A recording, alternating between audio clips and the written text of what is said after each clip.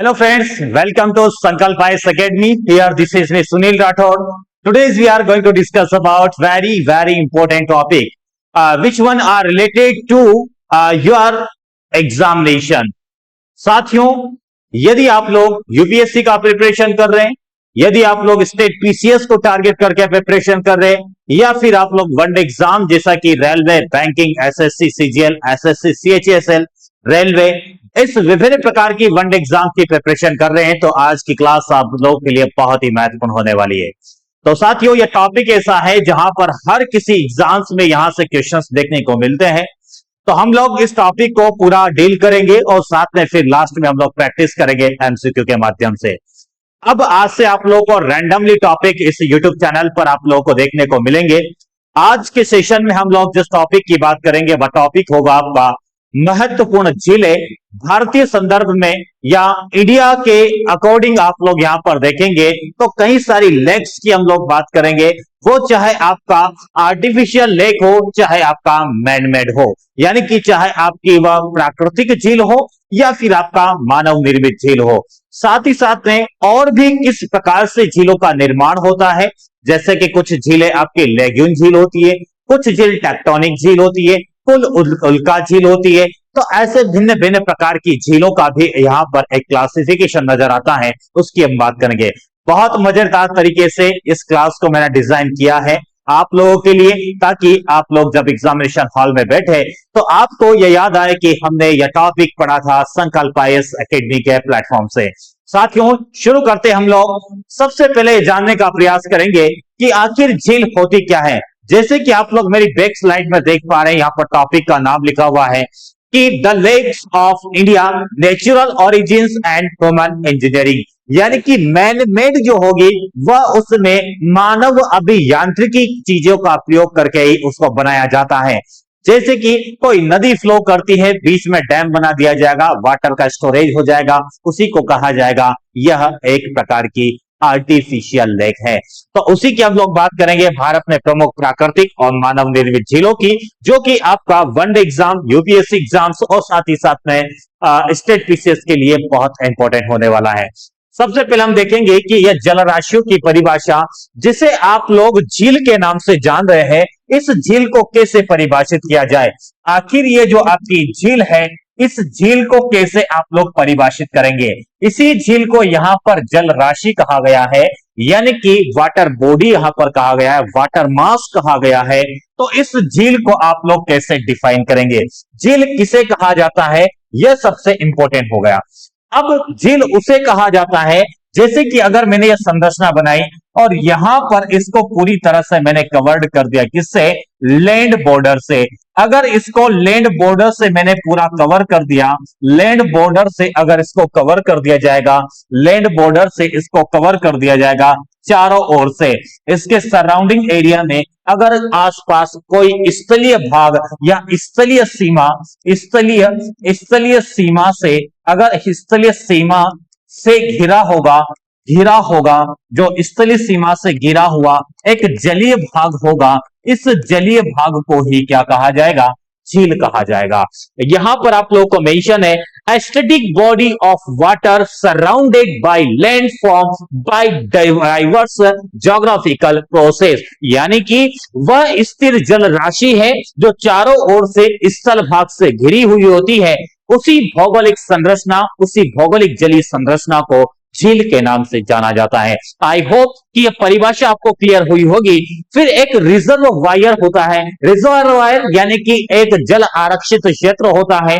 यदि आप लोग किसी बहती हुई नदी के जल को रोककर, और रोका कैसे जाएगा, डैम बनाकर, तो यदि आप बांध का निर्माण करके किसी जल राशि को रोक लिया जाएगा तो यह कृत्रिम जल राशि होगा, रिजर्वायर कहा जाएगा। साथ ही साथ में आप कहें, एक मैंने पॉन्ड बना लिया, एक तालाब बनाया, तालाब बनाकर उसमें वाटर को स्टोरेज कर लिया, ये भी आपका रिजर्वायर होगा। यानी कि आपने जल को एकत्रित करके कहीं पर स्टोर करके कर दिया, और वह स्थिर जल राशि होगी, वह स्टैटिक होगा, वह किसी भी प्रकार से डायनेमिक नहीं होगा, वह किसी भी प्रकार से बहता हुआ जल नहीं होगा। झील उसी को कहा जाता है, स्टैटिक वाटर बॉडी होना चाहिए। आई होप कि यह भी आपको क्लियर हुआ होगा। मानव निर्मित झीलें सामान्य तौर पर नदी के प्रवाह क्षेत्र में बीच में डैम बनाने के बाद में एक आर्टिफिशियल लेक का निर्माण कर दिया जाता है। अब हम यहाँ पर आगे बात करेंगे कि आखिर उत्पत्ति के आधार पर, ओरिजिन के बेसिस पर 7 टाइप्स ऑफ लेक होती है। कौन कौन सी प्रकार के आधार पर या फिर उत्पत्ति के प्रकार के आधार पर हम देखेंगे। एक होती है आपकी टेक्टोनिक। साथियों, टेक्टोनिक शब्द का आपने इसका जिक्र जरूर सुना होगा फिजिकल ज्योग्राफी में। फिजिकल ज्योग्राफी में एक पोर्शन होता है ज्योमॉर्फोलॉजी, जिसे आप लोग भू आकृति विज्ञान कहते हैं। इस भू आकृति विज्ञान में एक हम लोग यहाँ पर भू संचलन यानी कि अर्थ मूवमेंट पढ़ते हैं। अर्थ मूवमेंट के लिए जिम्मेदार होता है प्लेट टेक्टोनिक मूवमेंट, प्लेट विवर्तनिकी सिद्धांत। तो प्लेटों के मध्य हलचल होने से अगर किसी झील का निर्माण होगा, यदि कोई भाग अंदर धंस जाएगा तो भ्रंश घाटी बन जाएगा, उसमें जल भर जाएगा, तो उसी को आप लोग क्या कहेंगे, टेक्टोनिक लेक कहेंगे। और यदि कहीं पर, मैंने कहा कि कहीं पर आइस की एक स्लाइस है, आइस की स्लाइस पिघलने के बाद वह भी एक स्टैटिक वाटर बॉडी में कन्वर्ट हो जाती है, तो उसे आप लोग ग्लेशियर यानी कि from in marine deep region, यानी कि डीप रीजन मतलब कि जो गहरा या स्थल भाग का जो निचला क्षेत्र है, वहां पर अगर आइस जमी हुई है, वो आइस जब मेल्ट हो जाएगी तब झील में परिवर्तित होगी, उसी को कहा जाएगा हिमानी झील। फिर आपको आता है नदी जनित झील। नदी की पुरानी घुमावदार धारा कटकर जब अलग हो जाती है, जैसे आपने नाम सुना होगा, इस प्रकार नदी से जब अलग संरचना होती है तो इसी को गोखुर झील बोला जाता है। क्या बोला जाता है? गोखुर झील बोला जाता है। ये आपको ध्यान रखना है। तो यह नदी जनित झील है, नदी विसर्प का निर्माण करती है। जब नदियां इस प्रकार से बहती हैं, इसको विसर्प कहा जाता है। क्या कहा जाता है? इसे विसर्प कहा जाता है। और विसर्प से जिस झील का निर्माण होता है उसे गोखुर झील कहा जाता है। वह गोखुर झील किस क्लास का हिस्सा है, उसे हम कहेंगे ऑक्सब्लो, यानी कि आपका हो सकता है नदी के द्वारा, नदी का मैदानी क्षेत्र में प्रवाह से बनने वाली झील, उसी को कहा जाएगा या तो ऑक्सबो यानी कि गोखुर झील, या फिर उसी का निर्माण होता है विसर्प के माध्यम से। अगला होता है आपका तटीय लैगून। क्या होता है? दरअसल जैसे कि कोस्टल एरिया होता है जो भारत का, आप लोगों ने देखा होगा, या कोस्टल रीजन में क्या होगा, कोस्टल रीजन में मूंगे की चट्टान पाई जाती है, या फिर आपने मूंगा एक लिविंग ऑर्गेनिज्म है आपका, जो समुद्री क्षेत्र में पाया जाता है, जिसे आप बोलते हैं मूंगे की चट्टान। जब यह मृत हो जाता है तो अपने शरीर से कैल्शियम को रिलीज करता है, जिससे कि चट्टान बन जाती है चूना पत्थर से युक्त। और जब यह तट के चारों ओर इकट्ठी हो जाती है और जब यह तट से दूर हो जाती है, जैसे कि अगर मैं बात करूं, जैसे कि मैंने कहा यह आपका भारत है, यहां पर अगर इस प्रकार से आपकी यह चूना पत्थर जमा हो गया और इस प्रकार से इसने इस एरिया को कवर कर लिया, तो यहां पर बनने वाली झील को हम लोग क्या बोलेंगे? उसी को लेगून झील हम बोलेंगे। क्या बोलेंगे? लेगून झील उसे कहा जाएगा। यानी कि बालू की पट्टी, बालू या चूना की पट्टी द्वारा समुद्र का ही जल जब समुद्र के मुख्य भाग से अलग हो जाता है, पूरा लैंडलॉक्ड हो जाता है, तो उसी को कहा जाता है लेगून झील। जैसे कि वेम्बनाड झील है आपका, जैसे कि आपका पेरियार झील है, तो ये जो झील है आपकी, ये लेगून झील। चिल्का झील आपका लेगून झील है। तो यह विभिन्न प्रकार की कुछ झीलें हैं जो कि लेगून झील के अंतर्गत आती है। एक है आपका सैलाइन, जिसे आप लोग लवणीय झील भी बोलते हैं या खारे पानी की झील बोला जाता है। लवणीय झील का मतलब होगा कि जहां पर सूर्य का प्रकाश अधिक होता है, वहां पर उस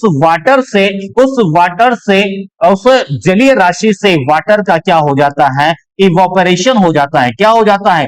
इवेपोरेशन हो जाता है, जिसके कारण उस क्षेत्र में साल्ट बच जाता है। क्या बच जाता है? साल्ट वहां पर ले जाता है। इसी साल्ट की वजह से बनने वाली झील को क्या कहा जाएगा? लेगून झील, उसी को कहा जाएगा लवणी झील, या उसी को सैलाइन झील यानी कि सैलाइन लेक कहा जाता है। तो वाष्पीकरण के कारण जल का वेपराइजेशन हो जाता है, वाष्पीकरण हो जाता है, साल्ट या नमक बच जाता है, उसी से बनने वाली झील को लवणी झील या सैलाइन लेक कहा जाता है। बात करते हैं हम लोग ज्वालामुखी किस प्रकार से ज्वालामुखी झील का निर्माण होता है। दरअसल जब भी ज्वालामुखी का उद्गार होता है तो जिस पाइप के थ्रू मैग्मा बाहर आता है, जैसे मैंने कहा कि अगर यहां से वॉल्केनिक क्या हुआ, इरप्ट हुआ, अगर वॉल्केनिक बाहर आया तो जिस मार्ग से बाहर आता है इसी को डाइक कहा जाता है। क्या कहा जाता है? इसी को डाइक कहा जाता है। और जिस जगह से यह बाहर निकलता है उसे कहा जाता है ज्वालामुखी का माउथ कहा जाता है। क्या कहा जाता है? ज्वालामुखी का माउथ कहा जाता है। इसी माउथ में जब तेजी से ब्लास्ट होता है तो इसका मुंह क्या हो जाता है? पूरा खुल जाता है। इस खुले हुए अवतल नुमा माउथ को कॉनकेव फॉर्म में जो ये माउथ बन जाता है, इसी को कहा जाता है कि जब इसी को क्या कहा जाएगा? इसी को क्रेटर कहा जाता है। जब इसकी साइज क्या हो जाती है? बहुत बड़ी हो जाती है, इसी को कॉल्डेरा कहा जाता है। कॉल्डेरा कहा जाएगा। और इसमें जब जल आ जाएगा, जल इसमें भर जाएगा तो उसी को बोला जाएगा कि यह क्रेटर झील है। क्या है? क्रेटर झील। यानी कि जब ज्वालामुखी के उद्गार वाले मुख में ब्लास्ट होने से इसका आकार बढ़ जाता है और टीप नुमा हो जाता है, या फिर कहे आप लोग कॉनकेव फॉर्म में अवतल नुमा हो जाता है, तो बनने वाली झील क्या कहलाती है? ज्वालामुखी झील। उसके बाद आता है उल्का झील। जैसे कि महाराष्ट्र में जो लोनार झील है, यह एक प्रकार की कैसी झील है? आपकी उल्का झील है। जब हमारे वायुमंडल के बाहर कई सारे ऐसे कैलेस्ट्रियल बॉडी मूव कर रही है, तो जिसकी अनियमित कक्षा है, अनियमित रूप से गति कर रही है, जब वह पृथ्वी के वायुमंडल में प्रवेश करता है वह कैलेस्ट्रियल बॉडी, तो यदि वह प्रवेश करता है तो उसे आप लोग बोलते हैं मेटेरॉइड्स। और तो ये मेटेरॉइड्स जब अर्थ सरफेस पर गिर जाता है, इसी को आप लोग उल्का पिंड की घटना बोलते हैं। यह उल्का पिंड जब पृथ्वी की सतह पर गिरता है तो भूचाल ला देता है, भूकंप ला देता है, और यह किसी क्षेत्र में गिरता है तो वहां पर गर्त बना देता है। इस प्रकार का गर्त बन जाता है इस उल्का पिंड के कारण। फिर इसमें बाद में जल भर जाएगा तो यह झील बन जाएगा। इसी को उल्का पिंड से निर्मित झील कहा जाएगा। आई होप कि ये जो यहां पर मैंने 7-8 प्रकार आपको उत्पत्ति के कारक बतलाए हैं, उसके बेसिस पर इतने प्रकार की आपकी झीलें हो सकती हैं। आगे अब बात करेंगे हम लोग, यहां पर देखेंगे कि जो आपकी झील है, एक सेकेंड रुकिएगा।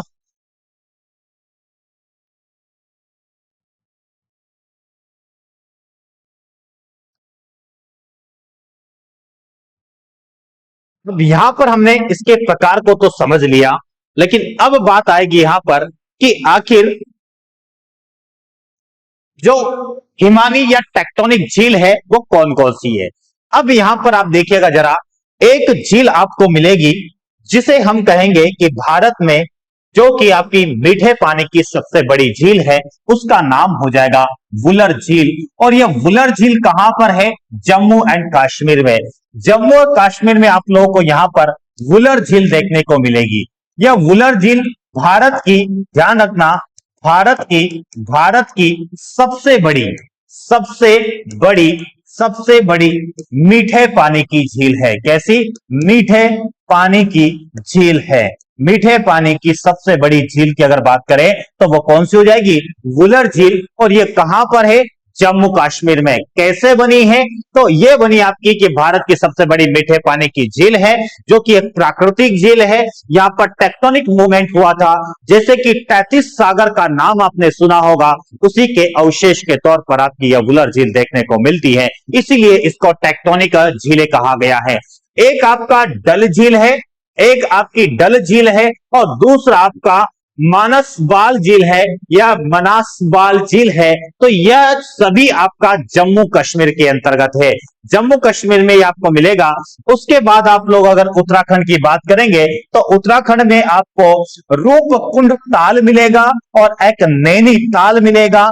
तो ये दोनों झील जो आपकी है, और भी कई सारी झील है, जैसे कि खुरपा ताल है आपका, खुरपा ताल, नौ कुचिया ताल, यह भी आपकी कहां है? यह भी आपका उत्तराखंड के अंतर्गत है। दूसरा आपका एक नैनीताल यहाँ पर लिखा हुआ है और रूपकुंड ताल भी आपका यहाँ पर है। लगभग ये 4 प्रमुख झीलों की मैंने चर्चा की जो कि आपका कहां पर है, उत्तराखंड में। एक बार फिर से बताऊंगा, वुलर झील, डल झील और मानस गाल झील जो है आपका जम्मू कश्मीर में है। उत्तराखंड में नौकुचिया ताल, फिर आपका हो जाएगा खुरपा ताल, एक हो जाएगा रूपकुंड ताल और एक हो जाएगा नैनीताल। ये सभी झीलें आपकी कहां पर हो जाएगी, ये हो जाएगी आपकी उत्तराखंड में। वैसे आपका लद्दाख में और भी झील आपको मिलती है, जैसे कि यहां पर शेषनाग झील की अगर बात करो तो यहां पर आप लोग को लद्दाख में एक शेषनाग झील भी मिलती है। शेषनाग झील भी यहां पर मिलेगी, ये भी आपको ध्यान रखना है। एक वुलर झील मैंने आपको बता दिया, साथ में आपका डल झील यहां पर है, शेषनाग झील हो गया। तो ये प्रमुख झीलें जो कि जम्मू कश्मीर में और कुछ झीलें मैंने आपको बताया जो कि उत्तराखंड में है। ये सभी आपकी प्राकृतिक झीलें हैं, इसके बारे में विशेष तौर पर आपको ध्यान रखना है। अब कुछ उल्का पिंड से निर्मित और कुछ जो सूर्य के प्रकाश के गिरने से वेपराइजेशन हो जाता है वाटर का, तो उस वजह से लवणी झील का निर्माण होता है, उसी को कहा जाता है सांभर झील। ये सांभर झील भी कैसी है, खारी झील है। कैसी झील है, खारी झील है। अब अगर आपसे पूछा जाए कि सबसे बड़ी अंतर्देशीय यानी कि इनलैंड सबसे लार्जेस्ट इनलैंड लेक कौन सी है भारत की, तो वो हो जाएगी साथियों आपकी सबसे बड़ी सांभर झील। और इस सांभर झील में लवणीयता यानी कि खारापन बहुत ज्यादा है। लवणीयता लवणीयता लवणीयता सबसे ज्यादा है, लवणीयता सबसे ज्यादा है, इसीलिए इसे बोला जाता है कि इनलैंड, क्या लिखा है, largest inland saline lake of India, that is sambar झील। और यह राजस्थान में, कहां पर है, राजस्थान में। एक आपका डिंडवाना मिलेगा, एक आपका पद्रा, ठीक है, या फिर 5 पद्रा मिलेगा, तो ये भी आपका कहां है, राजस्थान में। एक और झील का नाम आएगा जिसे बोला जाता है पिछोला झील। पिछोला झील जो है, ये पिछोला झील भी आपका कहां पर है, राजस्थान में ही मिलेगा। राजस्थान में ही आपको पिछोला झील भी मिलेगी। साथ में आपको जयसमंद जयसमंद जयसमंद और राजसमंद, जयसमंद और राजसमंद, ये 2 झील भी है आपकी, ये दोनों भी आपको कहां मिलेगी, राजस्थान में। तो देखिएगा, राजस्थान में मैंने आपको बतलाया है, एक तो सांभर झील है जो कि सबसे ज्यादा लवणी झील है, डिंडवाना झील है, उसके बाद में पिछोला झील है, जयसमंद है, राजसमंद है। यह सभी आपका यानी कि सैलाइन या फिर लवणीय झीलों के नाम है। एक विशेष बात की ध्यान रखना, जो लवणी झील है यहां पर वाष्पीकरण की मात्रा ज्यादा पाई जाती है। वाष्पीकरण ज्यादा होने की वजह से इसमें लवण की मात्रा अधिक होती है। आई होप कि यह बात आपको क्लियर हो गई होगी। जल्दी से इसका स्क्रीनशॉट ले लीजिएगा।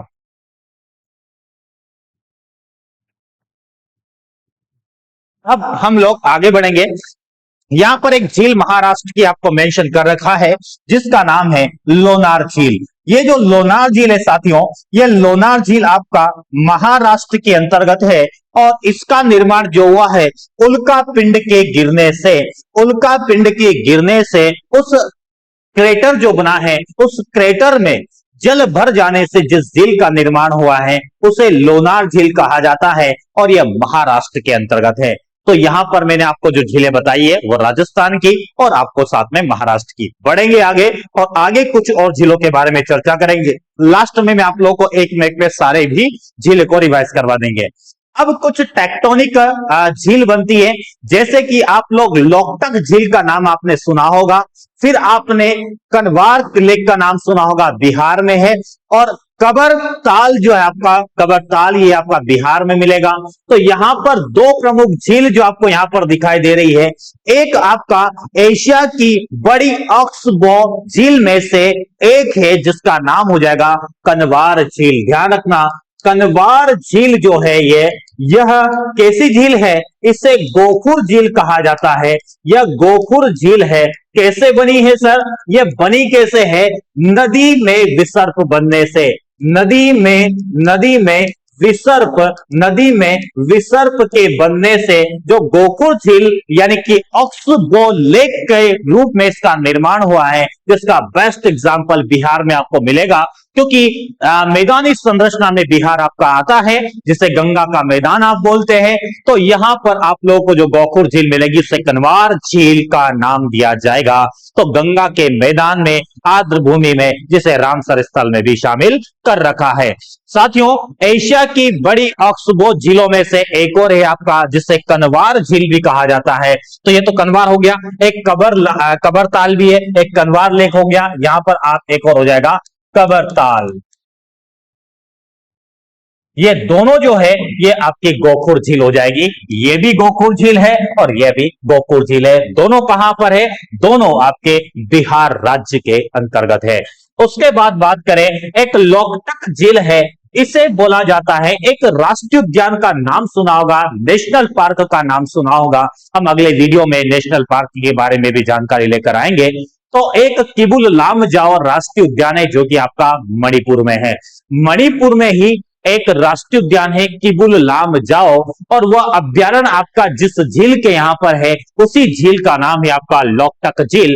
तो फुमदी यानी कि तैरते हुए द्वीप को बोला जाता है फुमदी। क्या बोला जाता है? Floating phumdis are floating island which one are flow on the water. तो जैसे कि एक टापू के रूप में होते हैं, आज आपने इस रिंग को यहां देखा, कल को उधर पहुंच जाएगी, तो ये तैरते हुए हैं। तो तैरता हुआ राष्ट्रीय उद्यान, इसी पे कई सारे जीव है, उसी को हम लोग तैरता हुआ राष्ट्रीय उद्यान, जिसका नाम होता है किबुल लामजाओ। किबुल लामजाओ ये आपका राष्ट्रीय उद्यान है, नेशनल पार्क है, जो कि आपका कहां पर है? ये भी ये आपका मणिपुर में है। ये आपको ध्यान में होना चाहिए। यह किबुल लामजाओ लिखा भी हुआ है यहां पर, किबुल लामजाओ ऐसे भी लिख सकते हैं, वैसे भी आप लिख सकते हैं। यह Keibul Lamjao national park are located in Manipur surrounding, या फिर इनलैंड है, इन वाटर है, तो वो लोकटक झील के अंदर है। तो लोकटक झील के पास में कौन सा राष्ट्रीय उद्यान है? तो किबुल लामजाओ है। कहां पर है? मणिपुर में। तो लोकटक झील का है, मणिपुर में है। तो ये सारी चीजें आपको ध्यान रखना है। तो ये जानकारी मैंने आपको दी। इसके बाद आगे बढ़ेंगे। यहां पर देखिएगा जरा, सबसे पहले हम यहां पर लेगुन झील के बारे में देखते हैं। साथियों, लेगुन झील जैसे मैंने आपको बतला दिया कि कैसे बनती है, समुद्र का ही यह एक भाग होती है। इट्स आल्सो पार्ट ऑफ, यानी कि जो आपका लेगुन झील है, यह लेगुन झील जो है, लेगुन झील में जो वाटर होता है, यह आपका समुद्री जल होता है, यानी कि खारा जल होता है। यह आपका चूना की दीवार बनने से,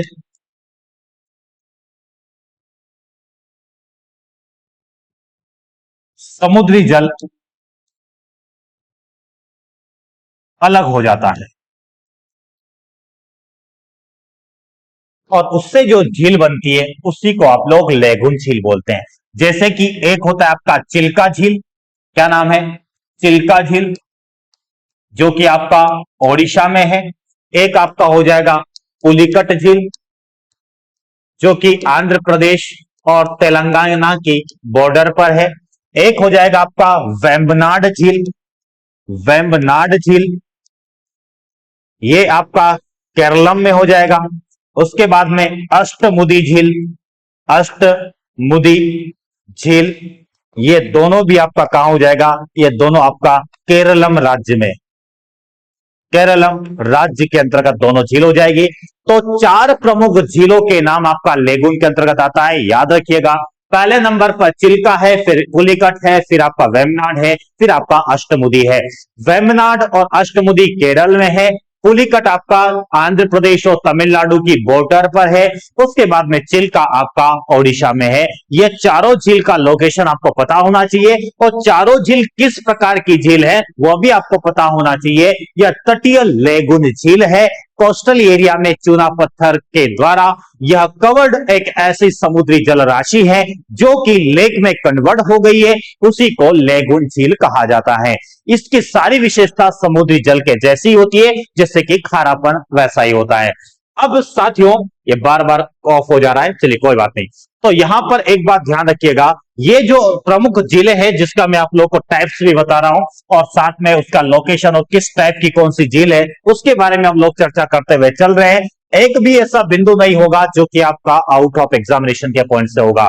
अब देखिएगा, अगर मैंने कहा कि कोई नदी प्रवाहित हो रही है, जैसे कि कोई नदी इस प्रकार से प्रवाहित हो रही है और प्रवाहित हो रही है, तो इसके जल को अगर बीच में से क्या कर दिया जाए, इसमें डैम बनाकर, यानी कि डैम बनाकर या बांध बनाकर इसके जल को क्या कर लिया जाए, इसके जल को स्टोर कर लिया जाए या इसको स्टॉप कर दिया जाए, इसके जल के प्रवाह को रोक दिया जाए, तो इससे यहां पर एक विशाल जल राशि, एक विशाल जल राशि artificial artificial artificial water body तैयार होगी, जिसे हम बोलेंगे artificial lake. Artificial artificial lake इसे कहा जाएगा।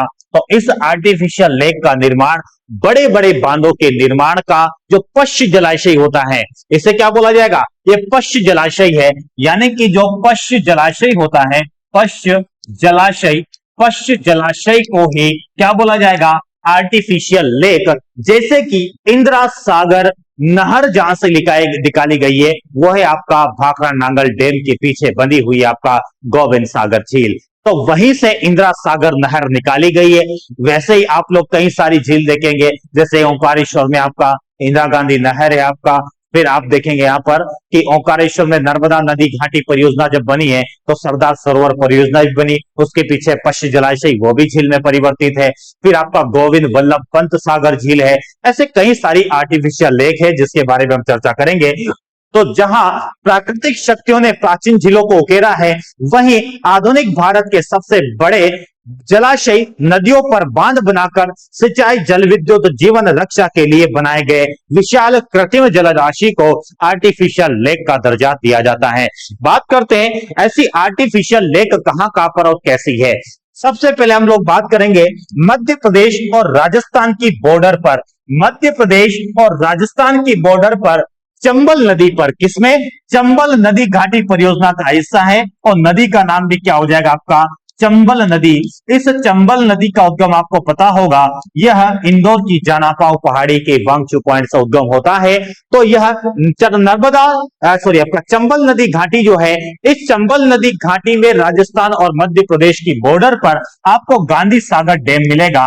यह गांधी सागर डैम जो मिलेगा, इस गांधी सागर, इसके पीछे जो पश्च जलाशय होगा उसे गांधी सागर कहा जाएगा और डैम का नाम गांधी सागर होगा।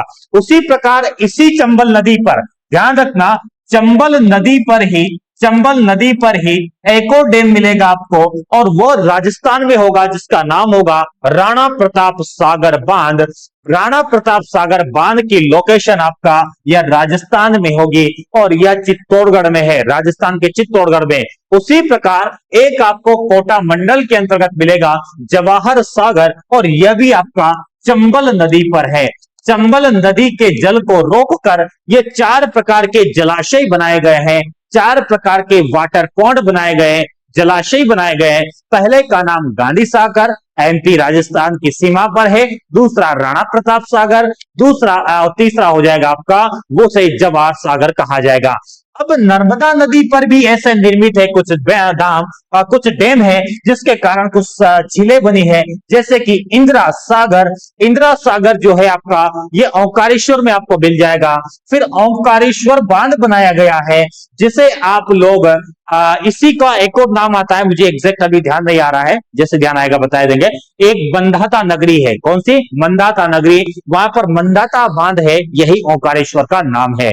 उसके बाद तवा रिजर्वायर है आपका, तवा जलाशय है। फिर सरदार सरोवर मल्टीपर्पज प्रोजेक्ट भी बनाया गया है, तो ये आपके नर्मदा नदी पर निर्मित कुछ जलाशय है। उसके बाद में आगे बात करें तो कुछ ऐसे बांध है आपका हिमालय नियंत्रण में है, जैसे कि आपने देखा होगा गोविंद सागर डैम जो बनाया गया है सतलज नदी पर आकर, जो आपकी व्यास नदी आकर मिलती है, उसी के संगम के पास में पंजाब और खास तौर पे आप देखेंगे तो हरियाणा की बॉर्डर पर आप लोगों को मिलेगा एक डैम जिसका नाम होगा भाखड़ा नांगल डैम, क्या नाम है? भाखड़ा नांगल डैम। ये यहाँ पर लिखा आपका भाखड़ा बांध के द्वारा निर्मित जो जलाशय है उसका नाम गोविंद सागर जलाशय होगा। यहीं से एक नहर निकाली गई है जिसे इंदिरा इंदिरा इंदिरा गांधी नहर कहा जाता है। इससे राजस्थान में सिंचाई होती है।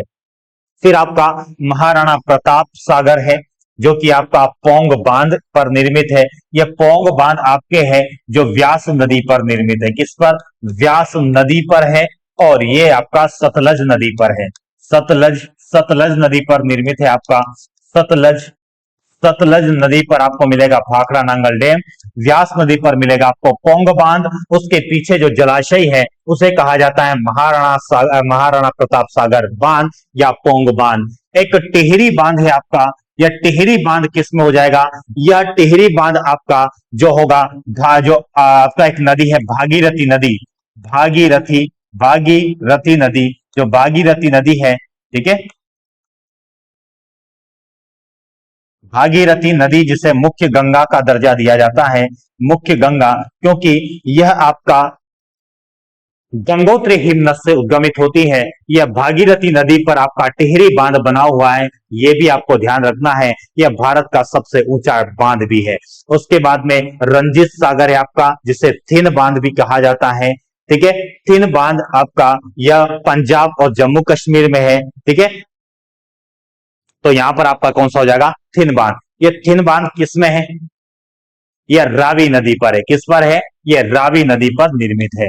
रावी नदी पर आपको मिलेगा थिन बांध। ये भी आपको ध्यान रखना है।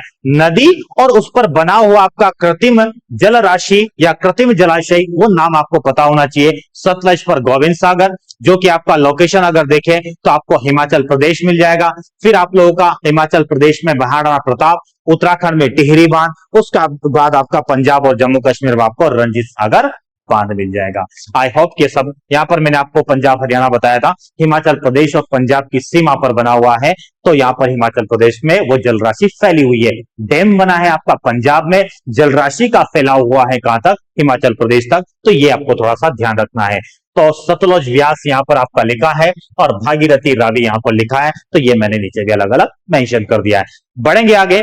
अब यहाँ पर देखिएगा कि कुछ और जलराशियां हैं जो कृष्णा गोदावरी नदी पर है।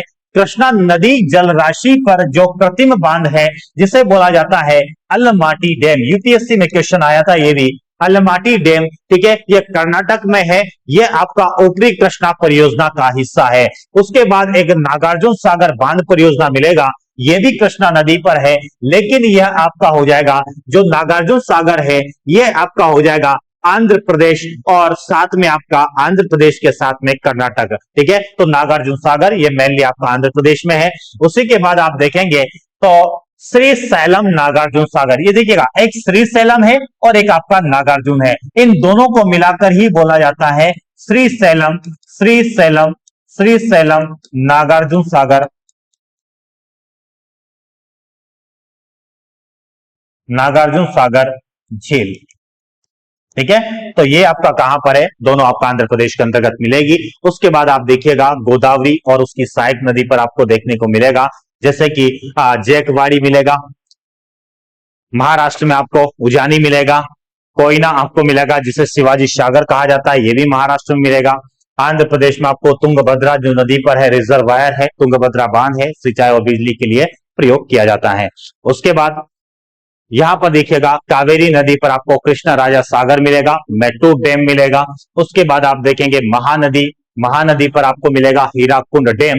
और ये विश्व में सबसे लंबे मिट्टी से बना हुआ बांध है, विश्व का सबसे लंबा मिट्टी से बना हुआ बांध है आपका हीराकुंड बांध है, महानदी पर निर्मित है। ब्राह्मणी नदी पर आपको मिलेगा रेंगाली बांध। और उसके बाद में दामोदर और बराकर नदी पर आपको मैथान और पंचेत, कौन सा?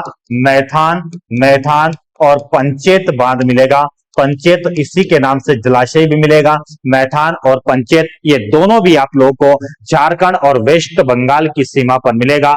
दामोदर की कई सारी सहायक नदियां हैं जहां पर दामोदर नदी घाटी परियोजना बनी है। यह दामोदर नदी घाटी परियोजना जो बनी थी आपकी 1948 में बनी थी, ये आपका जो यूएसए की टेनेसी नदी घाटी परियोजना है उससे प्रभावित है, जो 1943 में वहां पर बनी थी। उसी से प्रभावित होकर पंडित जवाहरलाल नेहरू ने भारत में भी नदी घाटी परियोजना का सूत्रपात किया, इसको इनॉग्रेशन किया।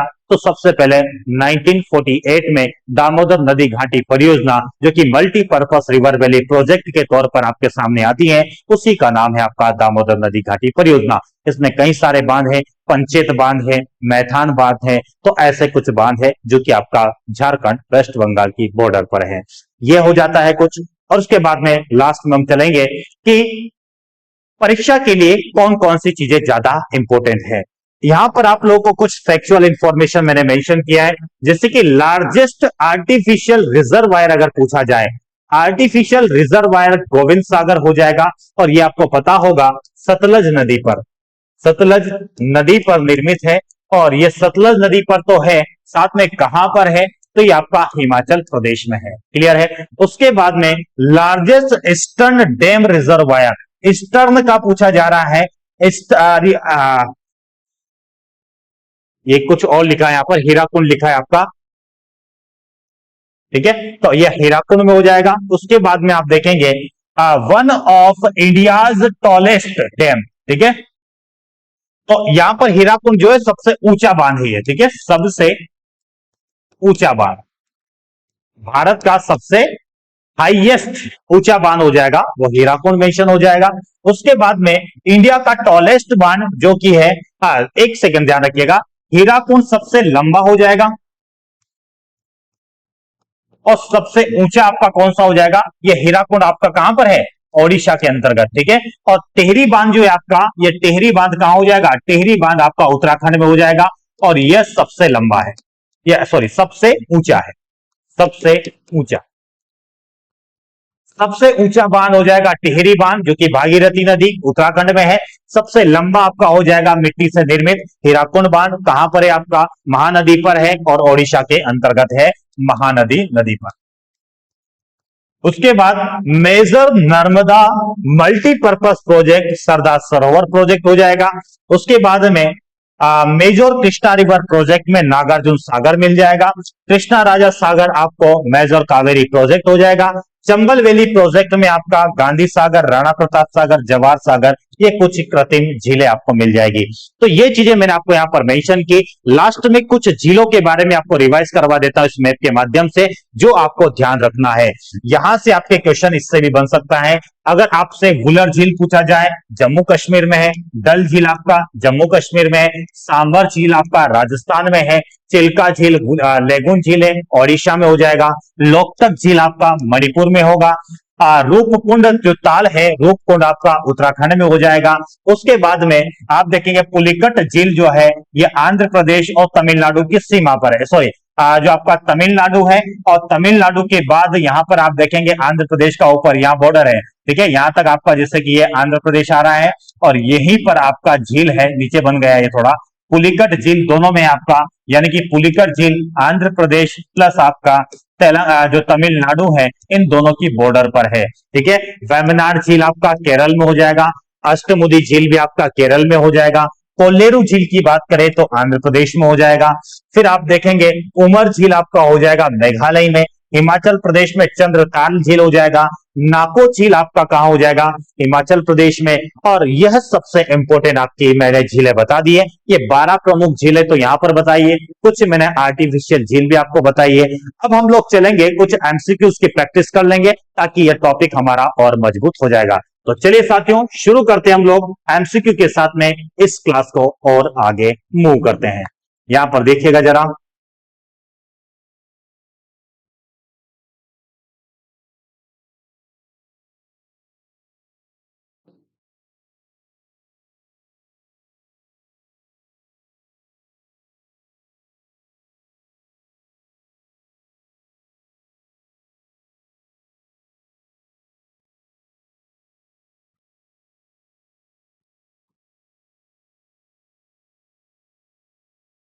चलिए पहला प्रश्न आपके सामने स्क्रीन पर ओपन हो रहा है। भारत की सबसे बड़ी खारे पानी की झील कौन सी है? आंसर करते चलिएगा। फटाफट आंसर देना आप लोगों को कि भारत में सबसे बड़ी खारे पानी की झील, which is the largest salt water lake in India, तो वो हो जाएगा आंसर आपका option number A is the correct answer, Wular झील। और है कहां पर आपका, यह J&K में मिल जाएगी वुलर झील। बढ़ते हैं आगे। आगे अगला क्वेश्चन देखिएगा, सांबर झील किस राज्य में स्थित है? सांबर झील किस राज्य में है, इसका आंसर करना है। और यह सांबर झील आपका साल्ट लेक है। क्या है आपका, यह साल्ट लेक है, यह भी आपको ध्यान रखना है। लवणीय झील है, वाष्पीकरण के कारण निर्मित हुई है। राजस्थान में इसका स्थान मिलेगा आपको। साथ में सांभर, पिछोला, फिर आपको देखेंगे जयसमन, राजसमन, ये सभी झीलें आपको राजस्थान में मिल जाएगी। अगला क्वेश्चन है आपका, वुलर झील किस नदी से संबंधित है? तो वुलर झील अगर देखेंगे तो ये वुलर झील आपका यहां पर देखिएगा एक नदी है आपका झेलम नदी, जिसका उद्गम इसी वुलर झील से होता है। ध्यान रखिएगा, एक क्वेश्चन को मुझे थोड़ा सा करेक्ट करवाना है। यहां पर देखिएगा जरा, जो वुलर झील है आपका, ये अब लद्दाख में, पहले जम्मू कश्मीर में आया करती थी, अब इसकी अवस्थिति कहां पर हो जाएगी आपका, यह लद्दाख में हो जाएगा। ऑप्शन नहीं है, लद्दाख नहीं दिया था, यहां पर पूछा भी नहीं है ऐसा कि कहां पर है, लेकिन कभी ऐसा क्वेश्चन आ जाए कि कहां पर है, तो यह हो जाएगा आपका लद्दाख में। पहले कहां पर था, पहले यह जम्मू कश्मीर में थी, और अब कहां पर आ जाएगी आपकी लद्दाख में। ये थोड़ा सा करेक्ट करके चलिएगा। उसके बाद झेलम नदी पर आपका ये इसी का आप देखेंगे तो झेलम नदी वुलर झील से होकर गुजरती है, तो ये आपका थोड़ा सा ध्यान रखना है। अगला देखिएगा, भारत की सबसे बड़ी मीठे पानी की झील कौन सी है? तो भारत में सबसे बड़ी मीठे पानी की झील आप देखेंगे तो ये वुलर झील ही है, जो सबसे बड़ी मीठे पानी की झील हो जाएगी। अगला क्वेश्चन देखिएगा, अगला क्वेश्चन है, लोकटक झील किस राज्य में स्थित है? तो लोकटक झील जिस राष्ट्रीय उद्यान में है उसका नाम किबुल लामजाओ है, और ये दोनों आपका कहां पर है, मणिपुर में हो जाएंगे। Option number see the correct answer. Question number 6 है, लोकटक झील किस विशेषता के लिए प्रसिद्ध है? तो तैरते हुए इसमें क्या पाए जाते हैं, आइलैंड, जिसे फुंदी कहा जाता है। तो ये तैरते हुए द्वीप के तौर पर यहां पर इसकी प्रमुख विशेषता है। लोकटक झील का फेमस फीचर्स हो जाएगा। अगला क्वेश्चन होगा आपका, भारत की सबसे बड़ी लेगुन झील कौन सी है? तो मैंने आपको बताया था चिल्का झील, अष्टमुदी, वेम्बनाड, पुलिकट, ये सभी आपका कैसी है, लेगुन झील है। तो यहाँ पर कौन सी झील लेगुन है? तो कोलेरू झील को हटा दीजिए, वेम्बनाड भी आपका क्या है, लेगुन झील है, चिल्का भी आपका लेगुन झील है, और पुलिकट भी आपका लेगुन झील है। तो क्वेश्चन में पूछा है कि सबसे बड़ी लेगुन झील पूछा है, तो सबसे बड़ी तो आपका कौन सा हो जाएगा, चिल्का झील। ध्यान रखिएगा, कोलेरू झील भी आपका क्या है, चिल्का झील है, लेगुन झील है। चारों लेगुन झील है, लेकिन सबसे बड़ी लेगुन झील आपका हो जाएगा चिल्का झील। एक बात और ध्यान रखना, जो आपका कोलेरू झील है, ये जो कोलेरू झील है ये सबसे लंबी झील है, सबसे लंबी झील। ये भी क्वेश्चन आया हुआ है, ये आपको थोड़ा सा ध्यान रखना है। नेक्स्ट क्वेश्चन है, पुलिकट झील किन दो राज्यों की सीमा पर स्थित है? तो यह आपका आंध्र प्रदेश और तमिलनाडु की बॉर्डर पर आपको मिल जाएगा। आंध्र प्रदेश और तमिलनाडु की बॉर्डर पर यह प्रमुख झील अवस्थित है, जिसका नाम हो जाएगा आपका पुलिकट झील, जो कि लेगुन झील है। वेम्बनाड झील किस राज्य में स्थित है? तो वेम्बनाड और अष्टमुदी ये दोनों झील आपकी जो है, option number A is the correct answer, Kerala राज्य में अवस्थित है। नेक्स्ट क्वेश्चन है आपका, which of the following lake is of glacial origin, यानी कि हिमनद से किसकी उत्पत्ति हुई है? तो यहां पर क्या सांबर है? बिल्कुल नहीं। चिल्का है? नहीं। फिर कोलेरू है? बिल्कुल नहीं। तो रूपकुंड झील जो है इसकी उत्पत्ति हिम नदी से हुई है, ये आपको ध्यान रखना है। ठीक है, अगला क्वेश्चन देखिएगा। अगला क्वेश्चन, रूपकुंड झील किस राज्य में स्थित है? बताइएगा किस राज्य में है, ये मैं आप लोगों के लिए छोड़ रहा हूं। आप लोग मुझे इसका आंसर जल्दी से कमेंट करके बताइएगा। क्वेश्चन नंबर 11 आप लोगों के लिए छोड़ा जा रहा है, इसका आंसर आप लोगों को क्या करना है, कमेंट करना है। इसका आंसर आप लोगों को कमेंट बॉक्स में देना है, ये आप लोगों के लिए एक वर्क हो जाएगा। मैं कुछ और क्वेश्चन आपको बतला देता हूं, जैसे कि डल झील किस शहर में स्थित है? तो डल झील आप देखेंगे तो डल झील आपका ये हो जाएगा लेह। डल झील आपका कहां पर हो जाएगा, लेह में हो जाएगा, लद्दाख वाले क्षेत्र में। उसके बाद आप देखिएगा अगला क्वेश्चन है, कोलेरू झील कहां पर है? तो कोलेरू झील आपको कहां पर मिलेगा, कोलेरू झील आपको आंध्र प्रदेश के अंतर्गत मिल जाएगा। ठीक है, एक सेकेंड रुकिएगा।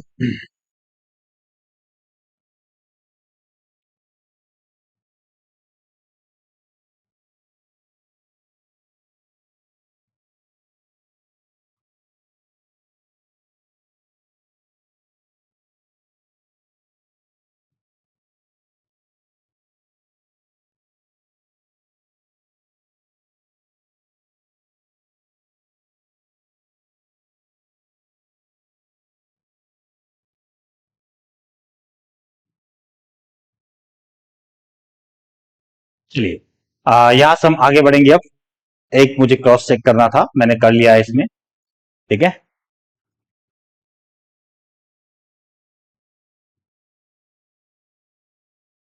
चलिए बढ़ते हैं आगे। ये सारा कंटेंट आप लोगों को प्रोवाइड हो जाएगा, उसके लिए आपको निश्चिंत रहना है। क्वेश्चन नंबर हम पहुंच चुके थे यहां पर, क्वेश्चन नंबर यहां पर कोलेरू झील, जो कि खास तौर पर यह गोदावरी और कृष्णा नदी के बीच में मिलेगा आपको। ये आंध्र प्रदेश की प्रमुख झील हो जाएगी। उसके बाद आप देखिएगा निम्न में से कौन सी झील खारे पानी की झील है, तो सांभर झील जो है आपका खारे पानी की झील हो जाएगी। उसके बाद में आपका अगला क्वेश्चन 15, चिल्का झील किस समुद्री खाड़ी से जुड़ी हुई है, तो ये बंगाल की खाड़ी में है और ओडिशा आपका राज्य हो जाएगा, जहां पर आपकी चिल्का झील है। सबसे बड़ी आपकी खारे पानी की झील तो नहीं, यह चिल्का झील जो है लैगून झील है और सबसे बड़ी लैगून झील हो जाएगी। उसके बाद अगला क्वेश्चन देखिएगा, भारत में सर्वाधिक नमक उत्पादन किस झील से होता है, तो इसी सांबर झील से सबसे ज्यादा नमक का उत्पादन होता है। अगला क्वेश्चन है आपका, वुलर झील का निर्माण मुख्यतः किस प्रक्रिया से हुआ है, तो वुलर झील का निर्माण अगर देखेंगे तो टेक्टोनिक मूवमेंट की वजह से, विवर्तनिक टेक्टोनिक सब्सिडेंस से इसका क्या हुआ है, निर्माण हुआ है। Option number B.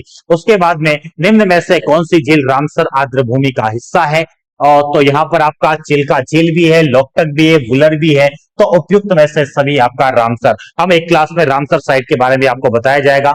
भारत की सबसे बड़ी तटीय लेगून झील कौन सी है, तो तटीय लेगून झील सबसे बड़ी पूछा जा रहा है, तो चिल्का झील ही सबसे बड़ी लेगून झील हो जाएगा। लास्ट क्वेश्चन है, निम्न युग्मों में से कौन सा युग्म सुमेलित है, डल झील मणिपुर में है क्या, तो डल झील तो आपका कहां पर हो जाएगा, लद्दाख में, गलत हो जाएगा। लोकटक झील जम्मू कश्मीर में नहीं है, यह मणिपुर में है। वेम्बनाड झील केरल में है, लेकिन सांबर झील आपका राजस्थान में है। ऑप्शन नंबर सी क्या हो जाएगा, सही उत्तर। तो यह अंतिम प्रश्न था। आज की क्लास का आपको सेशन कैसा लगा जरूर कमेंट बॉक्स में बताइएगा। फिर अगले सेशन में हम लोग भारत के प्रमुख दर्रों की बात करेंगे। ऐसे एक इंपोर्टेंट टॉपिक आप लोगों के लिए यहां पर लाया जाएगा जहां से अक्सर प्रश्न बनते हैं। तो चलिए साथियों, मिलते हैं नेक्स्ट क्लास में, तब तक के लिए नमस्कार, जय हिंद।